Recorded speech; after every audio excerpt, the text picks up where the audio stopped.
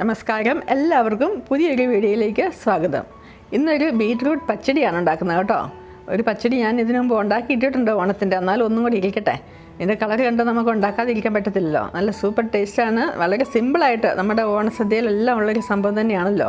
എല്ലാ സദ്യകളിലും ബീറ്റ്റൂട്ട് പച്ചടി. അപ്പോൾ അതെങ്ങനെയാണ് ഉണ്ടാക്കുന്നത് നമുക്കൊന്ന് കണ്ടു നോക്കിയാലോ. അതിനുവേണ്ടി അതിൻ്റെ അരപ്പ് ഞാൻ തയ്യാറാക്കുകയാണ്. അതിന് ഒരു മുറി തേങ്ങ എടുത്തിട്ടുണ്ട്, 2 പച്ചമുളക്, ഒരുപാട് എരിവൊന്നും ഇടല്ലോ, ഒരു ചെറിയ കഷ്ണം ഇഞ്ചി, അത് ഓപ്ഷണലാണ്, വേണമെങ്കിൽ ഇട്ടാൽ മതി, നിർബന്ധമൊന്നുമില്ല കേട്ടോ. പിന്നെ അരയാൻ ആവശ്യമായ ഒരു കുറച്ച് വെള്ളം കൂടെ ചേർത്ത് കൊടുക്കുക. എന്നിട്ട് നന്നായിട്ട് പേസ്റ്റ് രൂപത്തിൽ അരച്ചെടുക്കണേ. ഇത് ഞാൻ നന്നായിട്ട് ഒരു ബീറ്റ്റൂട്ട്, ഒരു മീഡിയം സൈസ് ബീറ്റ്റൂട്ട് നന്നായിട്ട് ഇത് ഗ്രേറ്റ് ചെയ്തെടുത്തതാണേ. അതിനകത്തേക്ക് ഒരല്പം വെള്ളം കൂടെ ചേർത്ത് കൊടുക്കുക. കാരണം ഒരു 1/4 കപ്പ് വെള്ളം മതി, ഇത് പെട്ടെന്ന് വേകുന്ന ബീറ്റ്റൂട്ട് ഫുള്ള് വെള്ളം തന്നെയാണല്ലോ. അപ്പോൾ വെള്ളം ഒന്നും ഒത്തിരി ഒഴിക്കണ്ട. ഒരു 1/4 ടീസ്പൂൺ ഉപ്പും കൂടെ ചേർത്ത് നമുക്കൊന്ന് അടച്ച് വെച്ചൊന്ന് കുക്ക് ചെയ്ത് കൊടുക്കാം. ഈ വെള്ളം വറ്റി വരുന്നത് വരെ ഒന്ന് കുക്കായാൽ മതി. കാരണം ഒത്തിരി വേവുന്നില്ല, നമ്മൾ ഗ്രേറ്റ് ചെയ്തെടുത്തുകൊണ്ട് തന്നെ.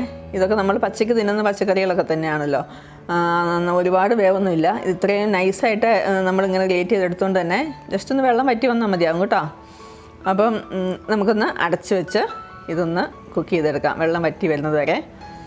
അപ്പോൾ ഇതൊരു 5-6 മിനിറ്റൊക്കെ കഴിയുമ്പോഴത്തേനും വെള്ളമൊക്കെ നന്നായിട്ട് വറ്റി വന്നിട്ടുണ്ട് കേട്ടോ. ഇതാ ഡ്രൈ ആയിട്ടുണ്ട്. ഇനി നമ്മളെ ഇവിടെ റെഡിയാക്കി വെച്ചിട്ടില്ലായിരുന്നോ തേങ്ങയുടെ കൂട്ട്, അതിനകത്തേക്ക് ചേർത്ത് കൊടുക്കാം. അത് ചേർത്ത് കൊടുത്തിട്ട് ഇത് നന്നായിട്ടൊന്ന് യോജിപ്പിച്ചെടുക്കാം. അപ്പോൾ നിങ്ങൾക്ക് ഈ വീഡിയോ ഇഷ്ടപ്പെടുവാണെങ്കിൽ ഒന്ന് ലൈക്ക് ചെയ്ത് ഷെയർ ചെയ്ത് സബ്സ്ക്രൈബ് ചെയ്യണേ. അപ്പോൾ ഞാൻ എല്ലാ പ്രാവശ്യം പറയുന്നതാണ്, എന്നാലും നിങ്ങളൊരു ലൈക്ക് ഒന്ന് അടിച്ചേക്കുക, ഒന്ന് സബ്സ്ക്രൈബും ചെയ്യുന്നേ. അപ്പം ഇച്ചിരി ഉപ്പ് കുറവായിട്ട് എനിക്ക് തോന്നി, ഒരു 1/4 ടീസ്പൂൺ ഉപ്പും കൂടെ ഞാൻ ചേർത്ത് കൊടുത്തിട്ടുണ്ട്. അപ്പോൾ ഇനി ഇതിനകത്തേക്ക് നമുക്ക് അടുത്തായിട്ട് ചേർത്ത് കൊടുക്കേണ്ടത് തൈരാണ്. തൈരെന്ന് പറയുമ്പം ഒരുപാട് പുളിയുള്ള തൈരല്ല, ഒത്തിരി പുളിയുള്ള തൈര് കൊള്ളത്തില്ല ഇതിന്, എന്നാലൊരു ചെറിയ പുളിയും വേണം. ആ ഒരു സൈസിലുള്ള തൈരാണ് ഇതിനകത്തേക്ക് ചേർത്ത് കൊടുത്തിരിക്കുന്നത്.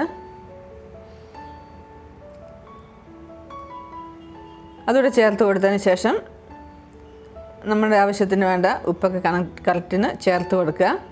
അത്രയേ ഉള്ളൂ, സംഭവം തീർന്നു. ഇനിയിപ്പോൾ ഇതിനെ നമുക്കൊന്ന് താളിച്ച് ചേർക്കാം. അതിന് വേണ്ടി 1 ടീസ്പൂൺ എണ്ണ എടുത്തിട്ടുണ്ട്. അതിനകത്തേക്ക് 1 ടീസ്പൂൺ കടുക് കൂടെ ചേർത്ത് കൊടുത്തിട്ട്, പിന്നെ സാധാരണ വറവിടുന്ന പോലെ തന്നെ, എപ്പോഴും ഇടുന്ന പോലെ തന്നെ വറ്റൽമുളകും കറിവേപ്പിലയും.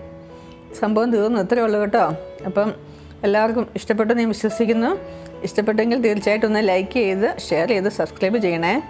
അപ്പം നമുക്ക് അടുത്ത വീഡിയോയിൽ കാണുന്നവരെ എല്ലാവർക്കും ബൈ ബൈ. അപ്പം ഓണത്തിന് എല്ലാവരുടെയും ഇലയിൽ ഈ ഒരു സംഭവം കൂടെ വെക്കാൻ നോക്കണം കേട്ടോ, വളരെ സിമ്പിളല്ലേ. അപ്പം എല്ലാവർക്കും ഒരിക്കൽ കൂടി നന്ദി. Okay, bye bye.